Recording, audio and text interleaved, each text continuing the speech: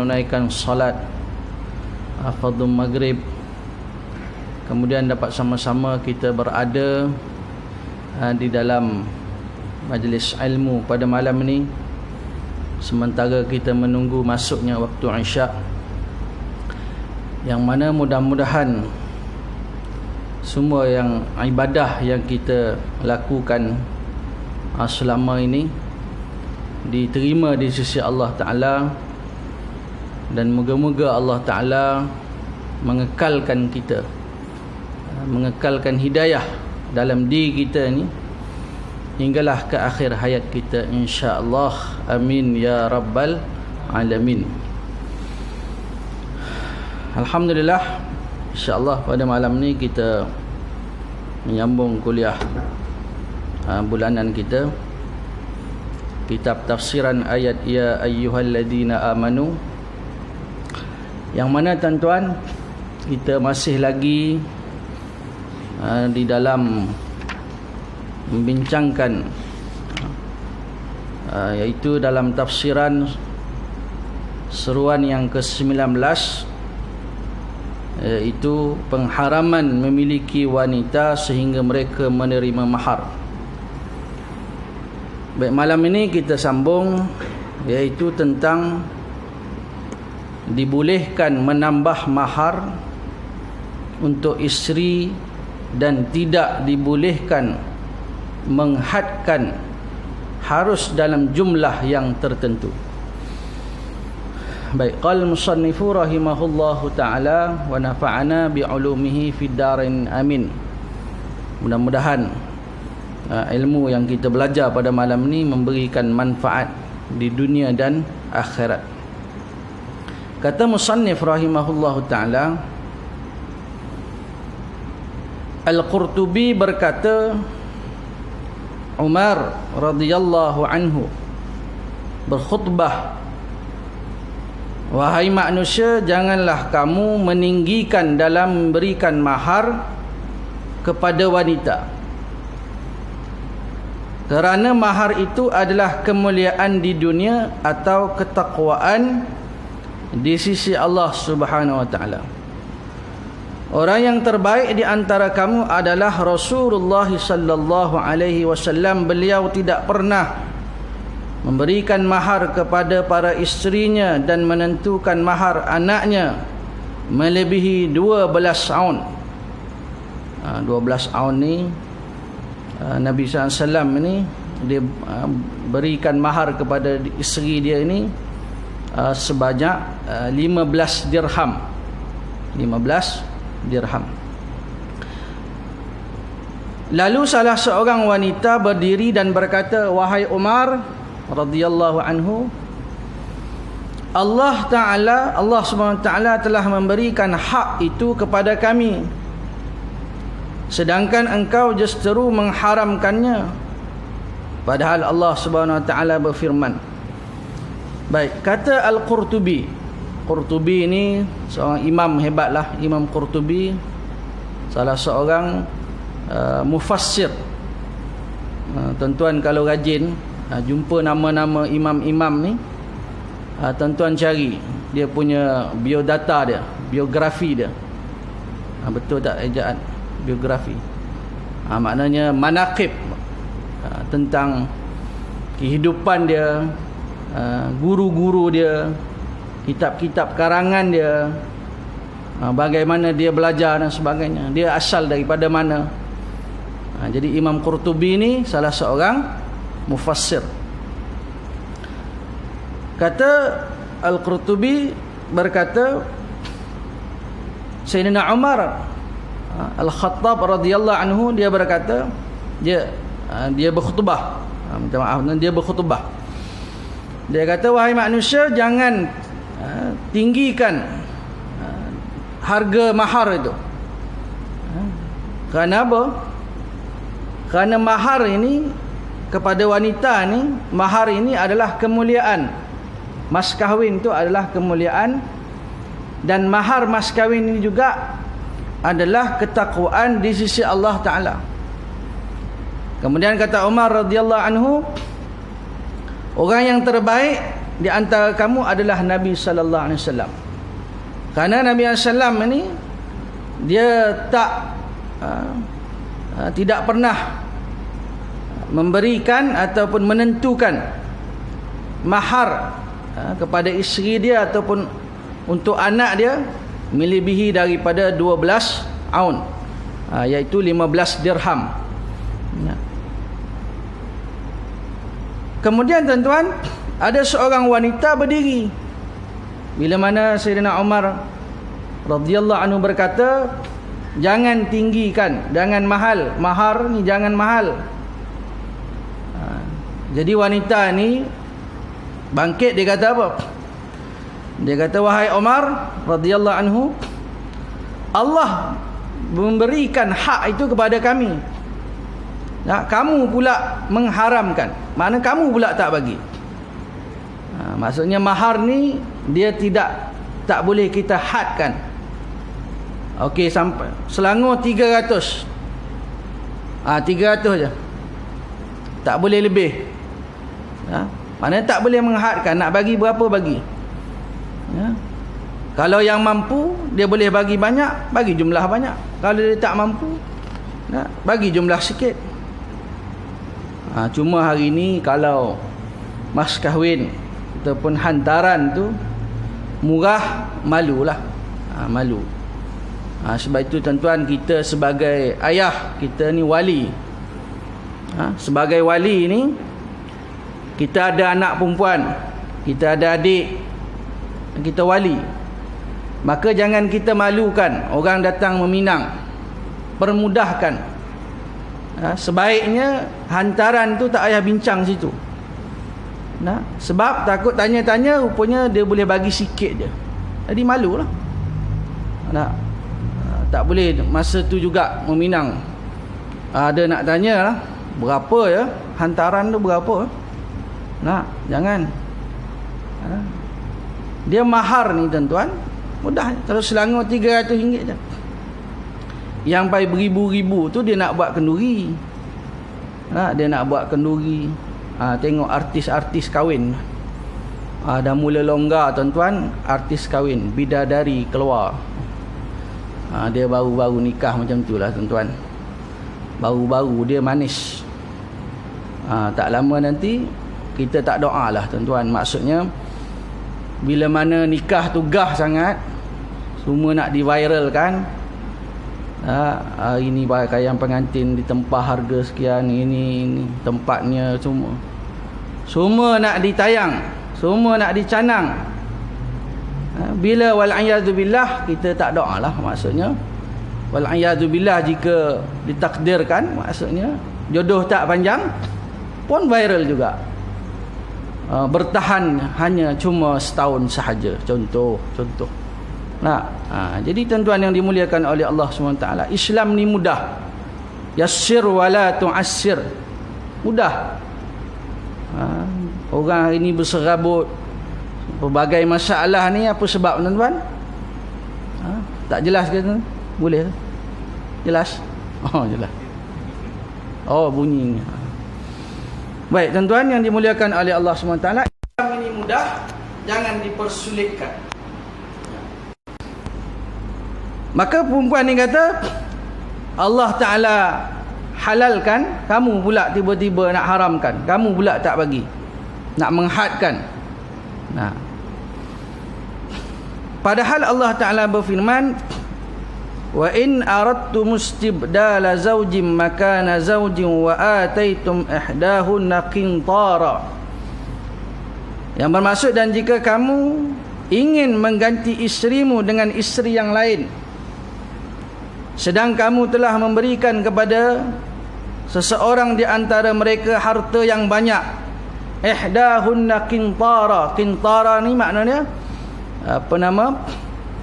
jumlah yang mahal lah. Maknanya mahal, banyak harta dia bagi, qintara. Fala ta'khudhu minhu syai'a ata'khudhunahu buhtana wa ithman mubina. Bila dah bagi kepada isteri, maka janganlah kamu mengambil kembali daripadanya walau sedikit pun, Apakah kamu akan mengambilnya kembali dengan jalan tuduhan yang dusta dan dengan menanggung dosa yang nyata? Tuan-tuan yang dimuliakan oleh Allah SWT, isteri ni bila mana kita nak lepaskan dia, kita kena bagilah. Sebelum ni kita dah baca firman Allah SWT tentang apa tuan-tuan, kalau dah menggauli isteri kena bagi banyak mana. Kalau belum bersama dengan isteri lagi, dia ada separuh, dia ada penuh. Sebelum ni kita dah bincangkan tafsiran dia tuan-tuan. Maka tuan-tuan tak boleh ambil balik. Kita nak lepaskan dia, kemudian kita nak ambil balik pula apa yang kita bagikan tu, mahar tu. Sebab itu tuan-tuan, kita ingat balik tuan-tuan kisah isteri-isteri baginda Nabi sallallahu alaihi wasallam. Pernah terjadi isteri-isteri Nabi sallallahu alaihi wasallam ini, mereka minta agar ditambah nafkah mereka. Ini dalam surah Al-Ahzab ayat yang ke-28 dan 29 dan 30 tentang isteri-isteri Nabi sallallahu alaihi wasallam. Ya ayuhan nabiyyu qul li azwajika in kuntunna turidnal hayatad dunya wa zinataha fata'alaina umatti'kunna wa usarrihkunna sarahan jamila. Wahai Nabi, katakanlah kepada isteri-isteri kamu, kalau isteri-isteri kamu ni nakkan dunia. Sebab apa tuan-tuan? Wanita ni dia akan bandingkan diri dia. Tengok pembesar-pembesar, raja-raja, isteri-isteri mereka, Masya Allah, mesti ada emas, ada perhiasan, baju. Maknanya isteri orang besar lain. Suami dia duit banyak, harta banyak, pangkat. Jadi pernah tuan-tuan, isteri-isteri Nabi SAW minta agar ditambah nafkah. Ada hadis mafhumnya, isteri Nabi SAW antaranya Aisyah radhiyallahu anha, anak kepada Abu Bakar As-Siddiq radhiyallahu anhu. Kemudian Hafsah radhiyallahu anha, anak kepada Sayyidina Umar radhiyallahu anhu. Jadi tuan-tuan, ringkasnya dalam hadis itu disebut mafhumnya, pernah Abu Bakar dengan Umar radhiyallahu anhu nak pergi ke rumah Nabi sallallahu alaihi wasallam, maka ramai isi-isi berkumpul di situ dan semua tak bercakap, diam je. Kemudian Umar lah yang memecah senyap tu, dalam senyap semua tu Umar kata, Umar kata apa? Tentang ni lah, nak kalau minta nafkah lebih, memang dia nak pukul. Kemudian Nabi SAW tersenyum.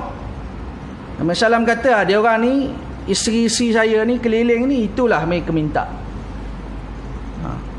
Maka turunlah ayat ni tuan-tuan. Wahai isteri-isteri Nabi, kalau nak dunia, boleh aku berikan, wa usarrihkun, dan lepaskan, wa usarrihkun nasarahan jamila, kalau nakkan dunia. Alhamdulillah tak ada seorang pun isteri Nabi SAW yang memilih dunia. Kerana isteri-isteri Nabi SAW ni ummahat, ummul mukminin, maknanya ibu kepada muslimin muslimat. Jadi tak ada seorang pun yang pilih dunia. Wa in kuntunna turidnallaha wa rasulahu wad daral akhirah fa innallaha 'addal muhsinati minkunna ajran 'azima. Kalau isi-isi Nabi sallallahu ni minta, dia minta pula. Dia pilih, dia nak Allah dan Rasul, mereka akan dapat ajran 'azima. Masya-Allah, tabarakallah. Pernah tuan-tuan terjadi kepada isteri baginda Nabi sallallahu alaihi wasallam. Kerana para isteri Nabi sallallahu alaihi wasallam ini juga manusia yang biasa, manusia biasa, tetapi mereka adalah isteri Nabi sallallahu alaihi wasallam, darjat mereka tinggi di sisi Allah Subhanahu wa taala. Itu tuan-tuan tentang inilah isteri-isteri Nabi sallallahu alaihi wasallam pernah meminta agar ditambahkan nafkah. Kerana Nabi SAW bila berperang menang kan dapat harta rampasan, ghanimah. Maka pernah isteri-isteri Nabi SAW meminta nafkah, tambah nafkah tu.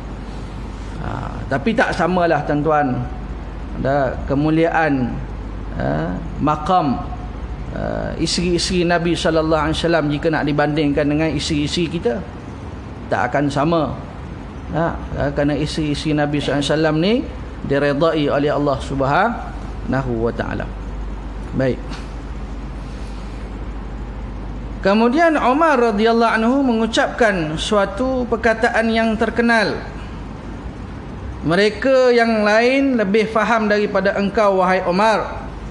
Umar pun menerima pendapat wanita tersebut. Umar pun dia terima pendapat wanita itu. Dia kata Allah menghalalkan, maknanya tak boleh menghadkan berapa banyak nak bagi mahar tu. Akhirnya Umar kata, Umar dia terima pendapat tu. Dia maknanya terkandung di dalam firman Allah Taala, maka dia terima. Dia tak bangkang dah, dia terima. Tak ditunduk. Ya. Baik. Kesabaran seorang suami atas tindakan isterinya yang menyakitkan. Ini tuan-tuan masih lagi membicarakan seruan ayat yang ke-19 ni, iaitu fa in karihtumuhunna fa asa an takrahu syai'a wa yaj'alallahu fi khairan katsira. Maksudnya bila kamu tidak menyukai mereka, maka bersabarlah kerana mungkin kamu tidak menyukai sesuatu padahal Allah menjadikan padanya kebaikan yang banyak. Surah An-Nisa. Ayat ni tuan-tuan, surah An-Nisa ayat 19 ni tuan-tuan, kalau suami isteri yang mana rumah tangga dia sedang bergolak, baca ayat ni tuan-tuan, baca tafsiran dia, renung tadabbur ayat ni, insya-Allah boleh dia fikir dulu. Kenapa? Contohnya apa yang dia tak bahagia dalam hidup dia ni. Tanya suami, kenapa kamu tak bahagia ni? Isteri saya ni. Tanya suami, tanya isteri pun sama juga. Suami saya ni. Jadi tuan-tuan, ada firman Allah Ta'ala yang memberikan motivasi, maknanya memujuk sabar. Dan Islam juga, Allah juga berfirman boleh kalau nak lepaskan. Maknanya contohnya suami dia yang melafazkan talak, dia yang melafazkan. Bagi pihak isteri, kalau suami tak nak lepaskan dia, isteri ada khuluk, tebus talak. Maka tuan-tuan yang dimuliakan oleh Allah Subhanahu Wa Taala, jadi Islam maknanya sebaiknya bersabar. Kalau dah tak ada jalan juga, nak juga berpisah, nak ikut haluan masing-masing, persilakan, tak ada masalah. Tapi ingat, perpisahan ni, talak, perceraian ini perkara yang Allah Ta'ala tak suka. Allah tak suka. Sebab apa? Sebab daripada ikatan pernikahan sah, halal,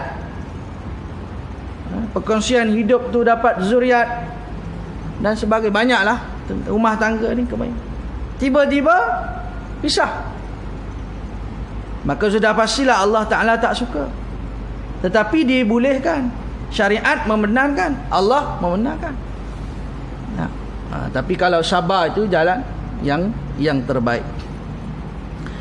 Baik, seruan yang diberkati ini telah menunjukkan kepada kita tentang pengharaman menganiaya wanita secara zalim dan kongkongan, sekaligus menunjukkan kepada kita bahawa seorang mukmin yang benar-benar beriman hendaklah bersabar menghadapi sikap yang tidak disukai dari isterinya. Bukan saja pada isteri, tuan-tuan, isteri juga kena sabar dengan perangai suami. Dua-dua ada perangai masing-masing. Tak mungkinlah suami isteri itu semua salah isteri je. Berbeza dengan baginda Nabi Muhammad sallallahu alaihi wasallam. Kalau Nabi SAW ada apa-apa masalah dengan isteri dia, rumah tangga Nabi SAW, kita ni sebagai umat Nabi SAW tak boleh kita kata alah rumah tangga Nabi SAW pun bermasalah. Bukan datang daripada Nabi SAW. Kerana Nabi SAW ini, apa yang keluar daripada lisan dia, perbuatan dia, semuanya wahyu daripada Allah. Dan Allah mengampunkan baginda Nabi SAW. Afallahu anka lima adzinta lahum. Afallahu anka. Allah ampunkan Nabi SAW. Salah apa yang Nabi SAW buat? Bukan dosa macam kita. Antaranya tuan-tuan, Nabi SAW, contohnya tentang orang buta tu, surah An-Naba, amma yatasaalun anin naba'il azim. Apa ayat tu tuan-tuan? Abasa wa tawalla. Tu ayat apa tu? Surah apa? Anja'ahul a'ma. Masya-Allah. Amma yatasaalun tu lain. Bukan. Ya, anja'ahul a'ma. Abasa wa tawalla. Silap tuan-tuan, minta maaf. An-Naba tu lain ya. Baik, jadi tuan-tuan, terima kasih tuan. Anja'ahul a'ma tu orang, seorang buta. Bukan Nabi SAW tak layan dia, tapi Nabi SAW ada urusan nak dakwah pembesar-pembesar. Jadi maknanya kalau orang buta dengan pembesar yang Nabi SAW nak dakwah, nak seru kepada Islam ni, mana yang lebih, mana keutamaan? Jadi Nabi SAW utamakan nak dakwah pembesar-pembesar. Maka itu Nabi SAW ditegur. Begitu juga dengan bila mana di dalam peperangan ada golongan munafik minta izin, tak nak pergi berperang. Afallahu anka lima adzinta lahum. Allah mengampunkan kamu wahai Nabi Muhammad SAW kerana kamu bagi izin yang tak pergi berperang. Apa lagi tuan-tuan? Teguran Allah Subhanahu Wa Taala kepada baginda Nabi SAW, itu tentang Allah berfirman, wala taqulanna li syai'in inni fa'ilun dzalika ghadan illa an yasha Allah. Kena kata an yasha Allah. Ada orang datang bertanya kepada Nabi SAW tentang hukum. Kemudian Nabi SAW kata nanti datang semulalah. Maka Allah Ta'ala berfirman, jangan kamu kata, melainkan kamu kata illa an yasha Allah, melainkan jika Allah berkehendak. Banyak lagi lah tuan-tuan contoh yang lain. Baik, maka Nabi SAW dia qudwatun hasanah, contoh yang terbaik. Maka Nabi SAW dalam rumah tangga baginda Nabi SAW, maka dalam kita nak cerita tentang masalah rumah tangga, isteri Nabi SAW sendiri pun ada yang nak lebih nafkah, maka itu isteri dia. Manakala tuan-tuan dari pihak Nabi SAW, tuan-tuan, tak ada salahnya. Tak boleh kita kata Nabi SAW ni mungkin kita fikir logik akal lah. Orang kalau isi lebih dari satu ni, 2, 3, 4 ni mestilah dia adalah masalah dia dalam penggiliran ke dalam apa jualah. Jadi kita fikir logik akal ini, kalau dah lebih dari 4 ni macam-macam hal lah ni. Kita jangan ikut kita punya kemampuan kita. Kita ni manusia biasa. Baginda Nabi SAW pesuruh Allah, kekasih Allah, dibimbing terus. Allah Ta'ala bimbing dia. Turun ayat Al-Quran pada baginda Rasulullah sallallahu alaihi wasallam. Baik, maka tuan-tuan, bila mana suami ni dia tak suka dengan perangai isteri dia ni, dia kena sabar. Oleh itu janganlah menyusahkan isterinya sehingga isterinya menebus dirinya dengan harta khulu' dan meninggalkan hak-haknya. Baik, para alim ulama yang saleh radhiyallahu anhu telah menyarankan kita mengenai perkara itu. Ka'ab al-Ahbar berkata, sesiapa yang bersabar atas tindakan isterinya yang menyakitkan, maka Allah SWT akan memberikannya suatu pahala seperti pahala yang diberikan kepada Nabi Allah Ayyub alaihi salam. Ini kata Ka'ab al-Ahbar. Ka'ab al-Ahbar ni tuan-tuan, seorang, pada mulanya dia ni seorang Yahudi, kemudian dia memeluk agama Islam. Ka'ab al-Ahbar. Kata Ka'ab, siapa yang sabar, suami ni yang sabar dengan perangai isteri dia, dia sabar. Setahun, 5 tahun, 10 tahun, 20 tahun, 30 tahun, ulang tahun, perkahwinan dia tu, tempoh perkahwinan, dia sabar. Kata Ka'ab radhiyallahu anhu, Allah akan bagi kepada dia pahala seperti pahala yang diberikan kepada Nabi Allah Ayyub alaihi salam. Nabi Ayyub alaihi salam ni tuan-tuan, Allah uji dia dengan sakit. Nabi Ayyub berdoa kepada Allah, wa ayyuba idh nada rabbahu anni massani ad-durru wa anta arhamur rahimin. Nabi Ayyub alaihissalam doa, ya Allah, aku ni anni massani ad-durr, aku ni sakit, ditimpa sakit lah. Anni massani ad-durr wa anta arhamur rahimin, engkau ya Allah yang paling penyayang dari kalangan, maknanya daripada ramai-ramai yang penyayang ni, yang paling penyayang adalah Allah SWT. Tak ada siapa yang boleh menandingi kasih sayang Allah Subhanahu wa ta'ala. Allah ni kasih kepada kita ni. Kita buat dosa, Allah ni tak bagi cash.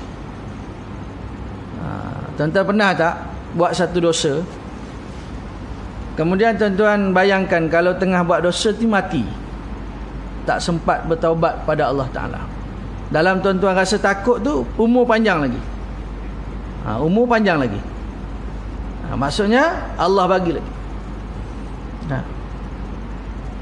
Sayangnya Allah tuan-tuan kepada kita ni, Masya Allah. Jadi Nabi Ayyub ni tuan-tuan, dia kata dia sakit, dia kata Allah lah yang paling penyayang. Maka dipuji Allah Subhanahu wa ta'ala. Maka suami yang sabar, dia akan dapat pahala seperti pahala Nabi Ayyub alaihissalam yang sabar dengan ujian sakit yang Allah berikan kepada dia. Demikian pula seorang wanita bersabar atas suaminya yang menyakitkan. Kemudian kalau seorang isteri yang bersabar atas perangai suami dia, atas tindakan suaminya yang menyakitkan, maka Allah Subhanahu wa ta'ala akan memberikan pahala seperti pahala Asyah binti Mazahim. Siapa Asyah tuan-tuan? Isteri Fir'aun. Isteri Fir'aun laknatullahi alaih. Asyah ni tuan-tuan, dia dibunuh oleh Fir'aun. Bila mana dah kantoi, terbongkar, Asyah ni beriman kepada Allah Ta'ala, mengikut ajaran Nabi Musa AS. Asyah ni dia berdoa kepada Allah, Rabbi bnili indaka baitan fil jannah. Ya Allah, binalah untukku satu rumah dalam syurga. Dalam surah apa tu tuan-tuan? Talak ke tahrim? Tahrim. Nah, ini isteri Fir'aun, Asyah ni tuan-tuan, seorang wanita yang bersabar atas kezaliman, kezaliman suami dia lah, Fir'aun ni. Tuan-tuan baca kisah dia, bagaimana tuan-tuan kesabaran, ketabahan Asyah bin Mazahim ni, isteri Fir'aun, laknatullahi alaih. Maka isteri yang sabar atas perangai suami dia, Allah bagi dia pahala seperti pahala Asyah isteri Fir'aun yang bersabar dengan suami dia Fir'aun tu. Ali bin Abi Talib radhiyallahu anhu berkata, di antara jihad seorang wanita adalah menggauli suaminya dengan baik. Masya Allah tuan-tuan, wanita ni tuan-tuan, dia nak dapat pahala senang je. Dia nak dapat pahala tuan-tuan, taat kepada suami. Masya Allah tuan-tuan. Saya pernah dengar tuan-tuan, tak apa yang mengajar tuan-tuan, dia kata, malanglah wanita yang dapat suami yang jahat. Apa malang? Maknanya nasib tak baik lah. Maknanya dalam hidup dia tu malang. Kenapa dia faham macam tu tuan-tuan? Kalau suami itu menyakitkan isteri, maka isteri itu Allah nak angkat darjat dia. Allah nak angkat darjat. Allah Ta'ala nak muliakan dia. Allah Ta'ala nak bagi dia pahala. Tapi sebaiknya sebelum nikah, dalam masa nak cari calon tu, kita carilah yang baik-baik, berdoa kepada Allah, solat istikharah. Kita ayah-ayah ni, sebagai ayah, pastikan anak-anak kita tu, anak perempuan kita, cari yang agama dia baik. Agama dia yang paling penting, bukan kerja dia. Kerja tu penting juga, maknanya nak menjamin untuk hidup anak kita itu, langsungan hidup dan sebagainya. Tapi agama itu jauh lebih penting. Maka kata Ali bin Abi Talib radhiyallahu anhu, isyak lambat tuan-tuan, lama sikit. Kata Ali bin Abi Talib radhiyallahu anhu, dia kata, jihad orang perempuan ni adalah menggauli suaminya dengan baik. Maknanya layan suami dia. Layan suami dia dengan baik. Dan kita sebagai suami, jangan kita nak isteri kita je duduk layan kita. Nak buat kopi, ahli kafe satu pun suruh bini. Yang bini duduk rehat dalam bilik, buat ahli kafe satu. Atau kita panggil yang tak menyaut, kita dalam hati tak guna punya bini, ini nak masuk neraka lah ni, tak taat suami, buat tak tahu suami panggil. Contohlah, apa salahnya kita pergi kat dapur tu buat kacau sendiri. Maknanya tuan-tuan yang dimuliakan oleh Allah SWT, betul isteri tu dia kena layan suami, tapi tak salah kalau suami dia rajin. Isteri bangun lambat, suami bangun awal, pergi solat subuh, balik hari Sabtu Ahad cuti. Suami balik, basuh baju, jemur baju, apalah buatlah. Bini tidur lagi, biarlah, kita dapat pahala. Dia bangun-bangun, dia kena ucap terima kasih lah. Kalau dia tak ucap terima kasih, kita dalam hati, bangun saya dah buat semua, dia tak terima kasih lah. Contoh tuan-tuan. Jadi rumah tangga ni tuan-tuan, jangan Jangan kita nak pasangan kita itu maknanya betul layan kita je. Tapi kalau isteri yang faham, alhamdulillah. Ada isteri tuan-tuan, dia semua, suami dia ni sampai tak pandai nak bancuh air pun tak pandai. Ada. Dia nak gula banyak mana pun tak tahu. Nah. Ataupun tuan-tuan, kalau bab kerja yang isteri buat, memang suami tak buat. Nah, dia goyang kaki tuan-tuan. Nah, kok ada macam tu, pemalas sungguh. Tolonglah isteri dapat pahala. Nabi SAW pun dia buat, tuan-tuan. Nabi SAW ni di rumah dia buat. Buatlah kerja, maknanya kata kerja orang rumah. Kita tolong buat, tak ada masalah. Buat. Dapat pahala. Allah Ta'ala bagi ganjaran pahala. Suami rajin dapat pahala, isteri rajin dapat pahala. Yang tak dapat pahala mengungkit. Mengungkit awak ni. Dalam rumah tangga tuan-tuan, nak bahagia ni jangan cakap banyak. Buat kerja banyak, mulut jangan cakap banyak. Cakap banyak ni tuan, punca bergaduhan. Cakap banyak gaduh tuan. Ataupun nak mula gaduh, pak dah tinggi suara, terus diam macam orang bisu. Senang. Kalau pop naik suara, naik, curah macam api tu, bubuh minyak petrol. Naik luap, naik tu, habis macam-macam benda ungkit habis semua. Jadi semua ni tuan-tuan, pahala habis. Dah suami isteri saling mengungkit. Jadi tuan-tuan yang dimuliakan oleh Allah Subhanahu Wa Taala, kita beri laluan kepada azan sikit, kemudian kita sambung insya-Allah. Sikit lagi.